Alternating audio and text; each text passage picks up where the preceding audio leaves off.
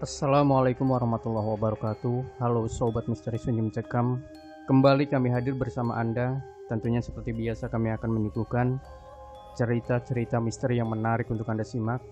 Dan untuk kali ini kami sudah mempersiapkan sebuah kisah nyata misteri yang berjudul Perang Gaib Melawan Kekuatan Susuk. Jakarta 2012, pusat Jakarta, di sebuah fast food ternama. Nat, aku mau tanya sama kamu, emangnya kamu gak ngerasa aneh? Tiap orang yang pakai susuk atau punya ilmu hitam gak berani salaman sama kamu. Ucapku sebelum menyalakan rokokku. Aku sih bodo amat ya, Yi. Toh bukan aku yang rasain. Lagian aku tanya ayah sama mama, jawabnya kompak. Kalau itu cuma perasaanku. Lagian ya, Yi, hampir semua keluargaku itu peka, kecuali aku. Dan mereka semi kejawen, sama kayak kamu modelannya, ucap Nat. Yakin kamu? Aku sih yakin, kamu beda, Nat, lanjutku. Memang saya sih yang akhirnya mendorong Nat untuk lebih peka lagi. Sebutlah saya jahat, tapi ada satu peristiwa yang mengharuskan saya menjadi jahat ke Nat untuk membuka penutup dirinya. Yi, aku sebenarnya seperti yang kamu maksud. Cuma aku belum yakin aja. Aku tahu kenapa mereka nggak mau jabat tangan sama aku. Alasannya apa? Almarhum kakekku udah pernah cerita. Cuma aku nggak nyangka imbasnya bakalan kayak gini. Dimana aku dianggap aneh. Bayangin aja, Yi. Semua diajakin salaman. Giliran aku dicuekin. Pasti otak orang kan aneh-aneh mikirnya. Sambung Nat sambil melihat keluar jendela. Nat, kamu percaya jodoh nggak? I mean jodoh berteman, berbisnis dan lain-lain ya. Bukan jodoh untuk jadi kekasih. Aku normal, kataku. Iya, aku percaya, jawabnya. Mungkin aku sama kamu ketemu dan jadi teman juga karena jodoh, Nat. Atau yang disebut cakra manggilingan, ucapku. Mulai deh kamu ya, Yi. Mending jangan bergaul sama orang-orang spiritual yang usianya 2 kali usia kamu. Atau belusukan lagi cari batu-batu purbakala. Biar kamu tetap waras, Yi, sahutnya dengan nada setengah tinggi. Iya, bawel. Lagian seru tahu kalau belusukan cari batu. Kamu jadi pinter sejarah, nggak cuma opo jare. Terus prosesnya itu bikin seru, Nat. Kamu sih mainnya ke tempat dugem mulu. Mati mabok kamu yang ada, ucapku. Karepmu, Cok, karepmu, katanya. Hahaha, tawaku. Aku tahu kalau dia udah kayak gitu, tandanya dia udah mentok, tidak punya pembelaan lain lagi. Susuk adalah sebuah benda yang dimasukkan ke dalam badan, tapi ada juga susuk yang digunakan tanpa kita sadari bahwa itu susuk. Dengan cara minyak tertentu yang kita pakai ketika kita mandi, parfum yang kita pakai ketika kita akan menemui orang penting, itu susuk atau jimat. Setiap susuk punya peranannya masing-masing, ada kastanya masing-masing. Biasanya yang berupa benda wujud yang dimasukkan ke dalam tubuh itu masih cetek. Tapi jika sudah berupa wewangian yang dipakai ketika mandi, jangan ditanya seperti apa wujud penjaganya. Yang berupa benda seperti kita ketahui pada umumnya, ada yang katanya susuk kantil, ada jarum emas, intan, berlian. Tapi kalau saya bilang cara memasukkan susuk kantil agar lebih yahoo dengan dikunyah, pasti tentunya saya diprotes banyak orang. Karena secara turun-menurun kita percaya bahwa cara menggunakan susuk kantil ya kembang utuh dimasukkan ke kulit. Tapi yang akan saya dan Nat ceritakan bukan mereka yang menggunakan susuk benda, tapi pengguna susuk atau jimat yang tidak dengan cara memasukkan benda. Nat, tolong ini proyek kamu yang handle. Nanti kamu temuin Pak Brata di gedung yang samping atrium. Kasih tahu apa aja yang beliau butuhin. Terus tanya, kira-kira kalau dengan budget yang kamu anggarin, dia bersedia apa enggak? Kata bosku. Saya kesananya sama Ayi ya, Pak? Tanya Nat. Ya sudah, ucap bosku. Aku dan Nat pun mulai mengerjakan proyek, mulai dari memilih anggaran, bikin pemetaan, sampai apa aja yang bakalan kita bikin. Aku pernah sekali bertemu Pak Brata. Aku tahu ada yang tidak beres dengan beliau. Hanya saja aku tidak menceritakan itu ke Nat daripada kami ribut nantinya. Sesampainya kami di kantor Pak Brata, karena sedang jam makan siang, maka kami pun memilih makan gado-gado di sekitaran gedung itu. BTW, itu gado-gado emang enak sih. Kadang kami berdua masih makan di sana. Setelah makan, kami kemudian memutuskan untuk masuk ke gedung kantor Pak Brata. Yi, kamu ngerasa nggak sih? Kamu ngerasa nggak sih hawanya nggak enak? Terus aku ngerasa kayak ada yang marah dan liatin aku dari jauh, ucap Nat. Perasaan Mbak Nat aja kali, kilahku. Yi, aku seriusan ya ini. Ini beneran gak enak aku, ucapnya. Gak ada apa-apa Nat, namanya gedung tua, pasti ada aja lah, ucapku. Padahal aku sendiri sedari tadi sedang menenangkan diri agar tidak keceplosan. Aku tahu ini bukan penjaga gedung ini, tapi kepunyaan Pak Brata. Karena sejak kami masuk, para penjaga gedung tidak berkeliaran. Mereka memilih untuk diam dan menjauh. Maaf Mbak, lama menunggu. Mbak berdua sudah ditunggu Pak Brata di ruangannya, kata sekretaris Pak Brata ketika dia menghampiri kami. Mati aku. Semoga nggak panas itu nanti ruangan. Semoga deal biar cepet kelar, ucapku dalam hati. Karena aku yakin pasti akan timbul gesekan energi baik dari Nat atau Pak Brata. Imbasnya kalau sudah kayak gitu, pasti saya yang kegerahan karena akan berasa seperti di dalam oven panasnya. Aku tahu Pak Brata ini bukan orang sembarangan. Yang aku tidak tahu bahwa selain susuk, beliau juga punya perewangan pemakan darah anak-anak dengan kepekaan. Dengan santainya aku dan Nat mulai berjalan memasuki ruangan Pak Brata. Seperti yang aku duga, wush, angin panas nyerempet ke muka. Belum juga masuk, udah ada aja, ampun dah.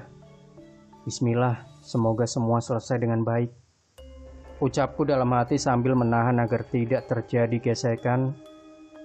Tapi kali ini Pak Brata tidak mau bersalaman dengan kami. Hanya saja aku bisa mencium dengan jelas bau danur. Tidak menunggu lama. Oke, saya setuju. Di mana saya harus tanda tangan? Ucap Pak Brata dengan santainya. Setelah selesai tanda tangan, aku dan Nat berpamitan kepada Pak Brata. Yi, kamu ngerasa nggak? Pak Brata kayak mau nelen aku. Aku kayak nggak asing deh sama muka Pak Brata, ucap Nat. Kamu halu kali. Udah ah. Aku mau ke Sevel, mau beli bir sama Slurpee. Gila, mau mati aku rasanya di sana, ucapku. Hahaha, kamu bisa kepanasan, katanya mengejekku. Aku masih manusia, Nat. Masih napak. Masih bisa ngerasain Slurpee yang enak yang mana. Masih bisa ngebir juga, ucapku. Yi, emang kayak kamu gitu nggak ada pantangannya? Biasanya orang-orang kayak kamu ada pantangannya, katanya. Nggak ada. Lagian aku nggak mau ambil pusing. Kalau mau diambil lagi ya silakan, ambil aja. Lagian orang peka juga ada beberapa jenis. Ada yang karena pilihan atau diinyang, ada keturunan, ada yang ketempelan, ada juga yang sengaja dibuka. Kalau aku sama kamu itu hoki, kombinasi antara keturunan dan dipilih langsung, jelasku. Ya udahlah Yi, kita hidup popo cari wae, sambungnya. Kami pun sibuk dengan lamunan masing-masing. Yang pasti aku tahu bahwa Pak Brata tidak memasang susuk sembarangan, dan dia ada hubungannya dengan masa lalu Nat. Di tempat lain, ternyata bocah itu sudah dewasa. Tapi kenapa dia tidak sama seperti dulu? Pasti ada yang tidak beres, ucap Pak Brata dari jendela kantornya. Kemudian Pak Brata mengambil gawainya dan nampak seperti akan menelpon seseorang. Hingga panggilan kelima, akhirnya telepon itu diangkat. "Aku menemukannya," ucap Pak Brata. "Awasi dia, jangan sampai ada lagi penghalang, dan jangan sampai ada orang tahu tentang susukmu itu, atau kau akan kehilangan semuanya," kata suara di seberang. "Baik, Paman," ucap Pak Brata. Proyek pengerjaan perhelatan itu berjalan sebagaimana mestinya. Sebisa mungkin baik aku maupun Nat menghindari Pak Brata. Entah kenapa naluriku berkata akan ada sesuatu yang akan terjadi, tapi entah apa itu. Susuk yang digunakan Pak Brata bukan susuk yang ketika keluar akan keluar juga benda yang sama. Lebih ke minyak yang dipakai ketika mandi dengan jangka panjang. Hanya beberapa orang yang saya tahu yang menguasai pemasangan susuk dengan teknik ini, itu pun tidak bisa sembarangan.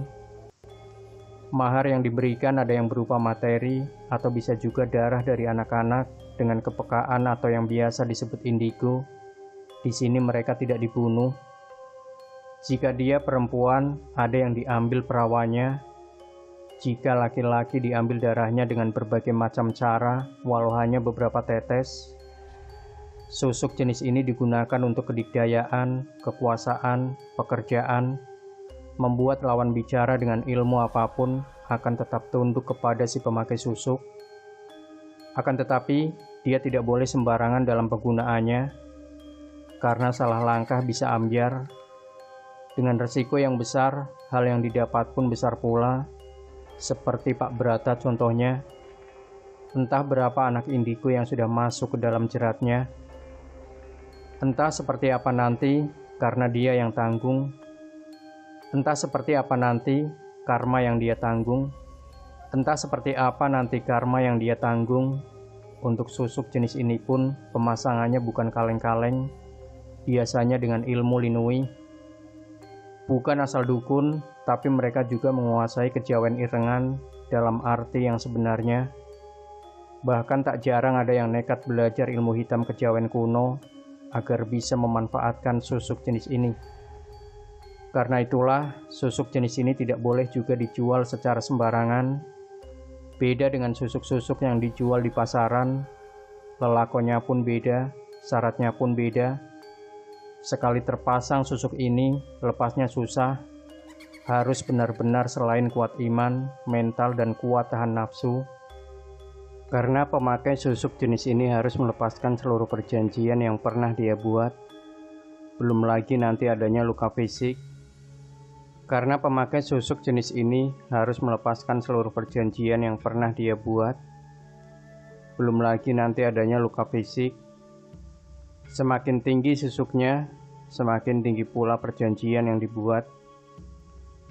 "Nat, Yi, Pak Brata ngajak aku dinner," kata Sinta. "Terus kamu tolak?" tanyaku.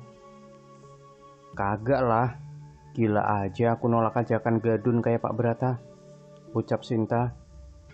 "Hati-hati deh Sin, jangan sampai imbasnya ke kerjaan kita. Aku paling gak suka soalnya urusan syahwat, nanti berimbas ke kerjaan," sahut Nat. "Ya elah, kagak lah, aku juga tahu kali. Lagian kan kalian tahu, aku dari kecil ada penjaga." "Iya kali, penjaga aku gak wanti-wanti ke aku," sahut Cinta lagi. "Sin, kamu kan anak indigo ya? Sebelum kamu dinner sama Om Brata, bisa kali Sin, kamu kasih tahu aku, kita berdua ini ada penjaganya atau enggak?"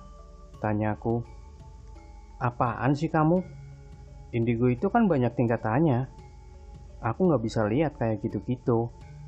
Aku cuma bisa tahu kalau ada yang sefrekuensi sama aku," ucap Sinta dengan gaya ngeles khas. "Aku gak mau tanya ya Sin. Pokoknya urusan kamu sama Pak Brata jangan sampai kebawa ke kerjaan. Aku gak mau kerjaanku berantakan gara-gara itu.